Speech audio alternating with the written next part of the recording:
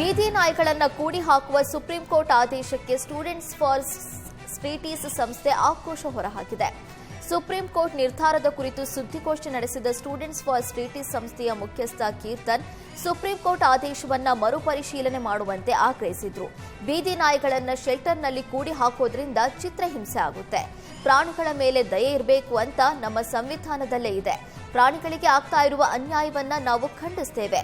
ನಾಯಿಗಳನ್ನ ಕೂಡಿ ಹಾಕಿ ವಿನಾಕಾರಣ ಹಣ ಖರ್ಚು ಮಾಡುವ ಬದಲಿಗೆ ಶಸ್ತ್ರಚಿಕಿತ್ಸೆ ಮಾಡಿ ಅವುಗಳ ಪಾಡಿಗೆ ಬಿಡೋದು ಸೂಕ್ತ ಅಂತ ಸಲಹೆ ನೀಡಿದ್ರು.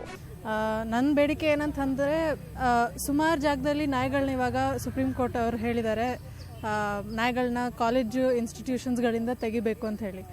ನಾವು ಸ್ಟೂಡೆಂಟ್ಸ್ ಆಗಿ ನಮ್ಮ ಕಾಲೇಜ್ಗಳಲ್ಲಿ ಏನು ಮಾಡಿದ್ದೀವಿ ಅಂತ ಹೇಳಿದ್ರೆ, ಒಂದು ಕ್ಲಬ್ ಅಂತ ಒಂದಿದೆ. ಅದರಲ್ಲಿ ಒಂದು 20-25 ಜನ ಸ್ಟೂಡೆಂಟ್ಸ್ ಇರ್ತಾರೆ. ಅವರು ಏನು ಪ್ರಾಣಿಗಳನ್ನ ಬೇಸಿಕ್ಲಿ ಅವ್ರಿಗೆ ಏನು ಕೇರ್ ಇದೆ ಅದೆಲ್ಲ ಮಾಡ್ತೀವಿ ನಾವು. ಫುಡ್ಡಿಂದ ಹಿಡಿದು ಮೆಡಿಸಿನ್ನು, ಶೆಲ್ಟರು, ಅವುಗಳಿಗೆ ಏನಾದರೂ ಗಾಯ ಆಗಿದ್ರೆ ಅಥವಾ ಅವುಗಳದ್ದೇನಾದರೂ ಸಿಮ್ಟಮ್ಸ್ ಕಾಣಿಸಿದ್ರೆ, ಅವ್ರಿಗೆ ಡಿಸೀಸಸ್ ಸಿಮ್ಟಮ್ಸ್ ಕಾಣಿಸಿದ್ರೆ ಅದನ್ನು ಹೇಗೆ ಟ್ಯಾಕಲ್ ಮಾಡಬೇಕು ಅದನ್ನೆಲ್ಲ ನಾವು ಕ್ಲಬ್ಬಲ್ಲಿ ಮಾಡ್ತೀವಿ. ಈಗ ಏನು ನಾವು BBMPಗೆ ಅಂದರೆ ನಮ್ಮ ಈಗ ಹೊಸ GBAಗೆ ನಾವು ಒತ್ತಡ ಮಾಡ್ತಿರೋದು ಅಂದರೆ ABC ಮೇಲೆ ಜಾಸ್ತಿ ಫೋಕಸ್ ಮಾಡಿ ಮತ್ತು ಸ್ಟೆರಿಲೈಸೇಷನ್ ಮೇಲೆ ಫೋಕಸ್ ಮಾಡಿ ಮತ್ತು ಎಜುಕೇಷನ್ ಮೇಲೆ ಫೋಕಸ್ ಮಾಡಿ ಅಂತ.